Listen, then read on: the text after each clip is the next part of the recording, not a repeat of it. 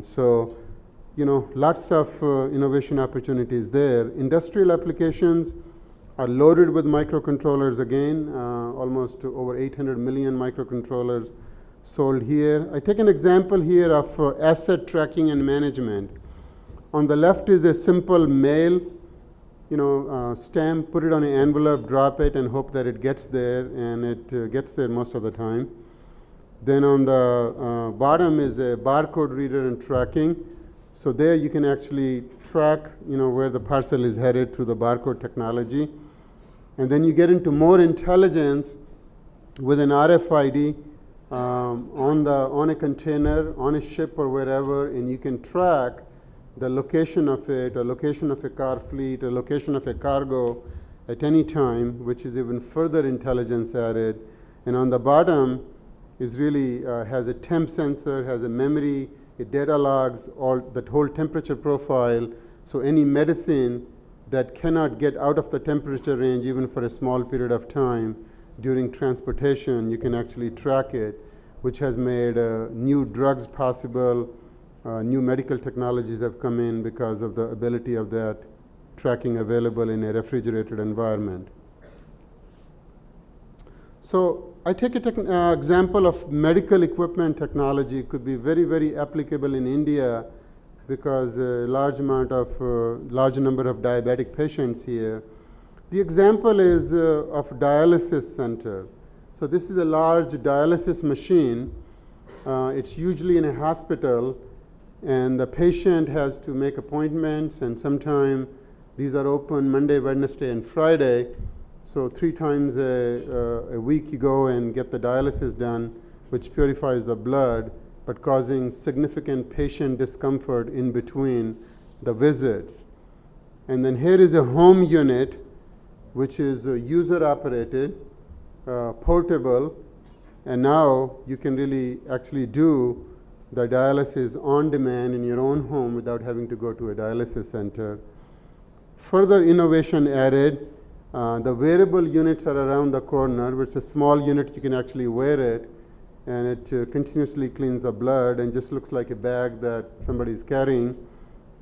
And this can be further connected wirelessly to a computer which can track the progress medically, or it can be connected through a USB to a computer, and it has graphic displays, touch panels, and inputs and all that.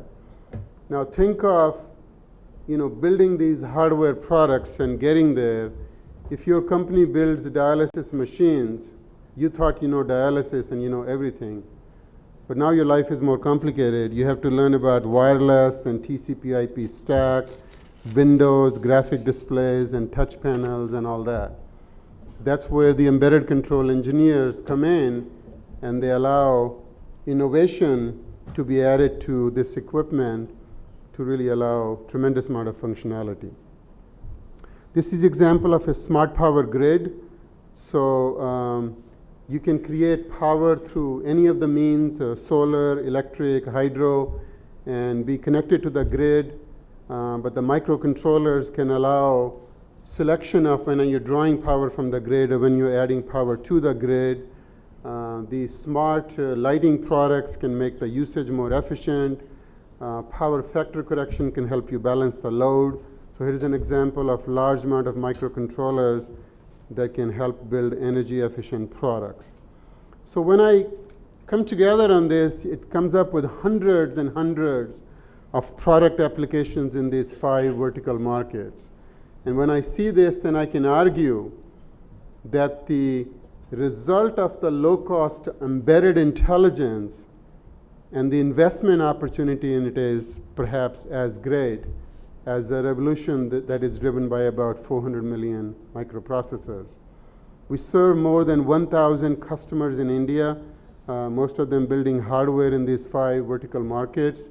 And all these customers are very innovative, adding different kind of innovation to their products with the help of our products. This slide shows our net sales growth back from fiscal year 93 when we went public. And in this year, ending next month, our fiscal year 11, we expect sales of just under $1.5 billion, all really following the methodology and products and innovation that I've talked about in my presentation. We shipped about 9 billion cumulative microcontrollers and are shipping over more than 1 billion microcontrollers a year. And this is really my all-time best slide. Shows the worldwide 8-bit microcontroller market share, where we started back in 1990 at the bottom of the pack behind everybody else in US, Europe, Asia, and Japan. And one by one, our market share has grown. And by 2006, we were number one. I haven't seen any other markets where such market share gains have been accomplished in this kind of time frame. So this stays as my all-time favorite slide. And I'll end up and close with this slide of the distributed intelligence iceberg again. Now the PC makers and the microprocessor makers will tell you that the box at the end of the information superhighway will be a PC, not a television set. I think that they're right. That is already proven. Most information today is gathered by surfing the internet on a PC, not a television set. But the television manufacturers are continuing to work hard through set-top boxes and others to add intelligence to TV. But it really doesn't matter whether the box at the end of the information superhighway is a PC or a television set, and it doesn't matter which microprocessor it is driven by. One thing is sure, that microcontrollers will add the embedded intelligence, which will build all the on-ramps and off-ramps to that information superhighway. And that is the story of the distributed intelligence iceberg. The microprocessor-driven information revolution is above the surface and hence very visible.